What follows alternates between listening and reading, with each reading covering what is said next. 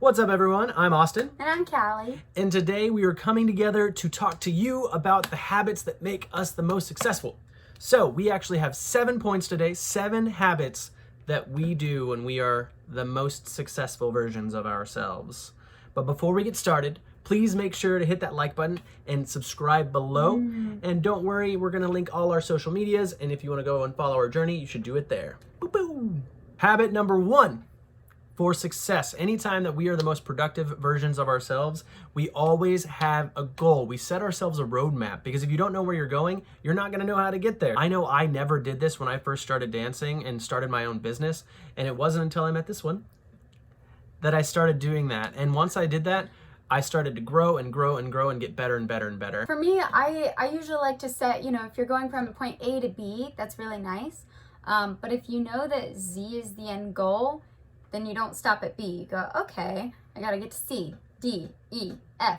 And that way you're slowly making your way towards it and celebrating those little victories, because we need little victories. Yay, victories! Habit number 2. This is a huge one to me, and this is making sure that you minimize decision fatigue. So many times we stress out about all these little details that really don't matter in a day of what to wear, what am I gonna eat today? A lot of times I will plan those things at nighttime and just get them knocked out. I don't think about them and I get to focus on the things that matter. So for us, that is routines, contracts, doing financial numbers, workout. So really focusing on the important stuff, and that way I don't get weighed down by the nitty gritty that in the end just doesn't matter. The biggest example is Steve Jobs. He was famous for always wearing the turtlenecks. And that was specifically because he didn't want to have to decide on what he was wearing. So he just wore the same thing every day so that he could just focus his mind on what he actually needed to do. Habit number 3, having a daily routine. This for me is so crucial, because I know for myself, whenever I get distracted and when I don't know what I'm going to do that day, I just go all over the place, and then I end up being distracted and I just don't get anything done.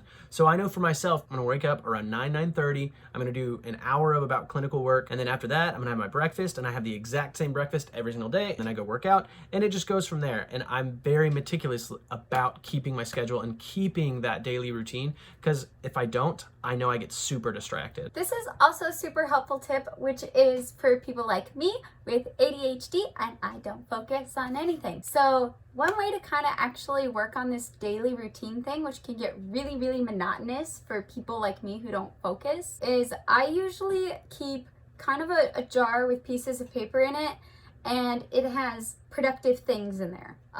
10 minutes of abs, 15 minutes of stretching, 10 push-ups. And if I am just not in the mood to focus on something, I pull it out of the jar and it's something different that I probably haven't done in a while and I should have. And at least it keeps me on track to getting towards my goals, versus finding a YouTube video and then I'm somewhere down the line of, unicorn fights a bat. Unless you're watching our YouTube videos, then take all the time you need. Hey. And hit that like button and subscribe below. Habit number 4, keeping inspiration. So anytime you get distracted throughout the day, or anytime you have free time into the day, don't use it unproductively. So for example, I know myself very well. Whatever I do last at the end of my day is how I'm going to finish my night. So if I watch a video game, I'm going to go play that video game. If I watch a video on working out, I'm gonna go work out. If I watch a television show, I'm gonna keep watching that television show. If I watch a video on dancing, I'm gonna go dancing. I always keep my free time and keep myself focused on something that I need to do. Mine may not necessarily matter in a dance picture, but I sit on Duolingo a lot, and let me tell you, 4 languages is a tough thing to battle. Every day. Habit number 5. This is about self-reflection and taking responsibility. A lot of times we tend to point our fingers, especially in partnerships. It's super easy to go, well, I would have done this, but my partner, they, weren't working hard enough. They weren't doing this. And a huge key to success is making sure that you look at what you can do. If your partner can't practice that night, maybe you take it upon yourself to review your routine, or you do a couple solo drills. If you don't have the time with a coach, take it upon yourself to do extra drills. Yeah, I know specifically within our practices, Our best practices are whenever we're both being self-reflective and we're both asking the question, how can I fix it? The worst practices we have is the exact opposite. It just becomes a blame game and dominoes falling where, oh, well, I would have done this, but you didn't do this, and then that, and it just goes back and forth. So the best practices that we have and the best time that we have where we're most productive is when we're taking ownership of what we can always do. Habit 6. I would like to call it habit number 3.14. If you don't know, that is pie. So what this is basically if you were to draw a pie chart of what you spend your time on.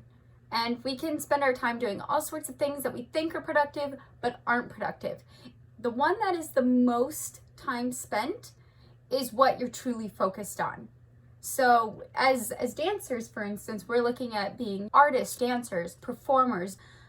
If I find that in my pie chart, I've got all of this being finances, and then all of this being other administrative stuff, this being YouTube videos, this being thinking about practicing, and only this small sliver is actually practicing, it means I need to reevaluate where my values are.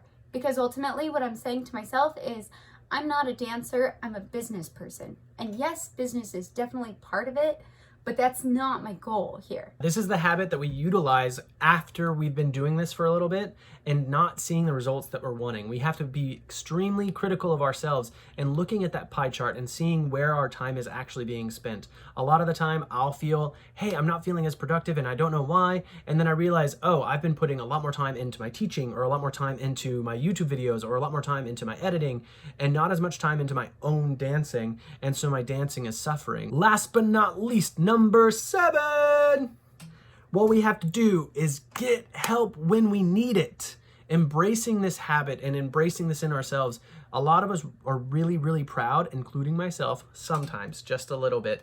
And it's hard to ask for help when we need it. So if you've been doing everything that you can and you've been following your goals and all these things, you've followed all these habits. All and the pie charts. All the pie charts. And you're still not seeing the results that you're wanting.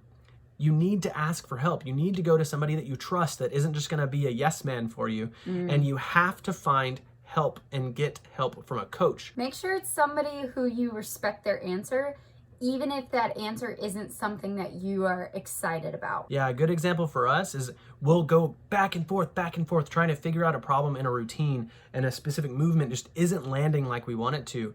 And I'll think it's one thing, Callie thinks it's one thing, and then we go to a coach and they say, boop, boop, you're both wrong. So you have to get the help when you need it. Thanks for watching, everybody. Hope you found that really insightful. I know it's stuff that helped us out a lot over the years. So if you did like this video, please hit that like button and subscribe below. We're also going to link all of our social media down below, so go and follow us wherever you can. And if you guys have any ideas or questions for us, leave those down below. We would love to get back to you. We would love to make more videos that are catered to y'all. So if you have any, different recommendations, just let us know. Thanks. Awesome. See you guys later.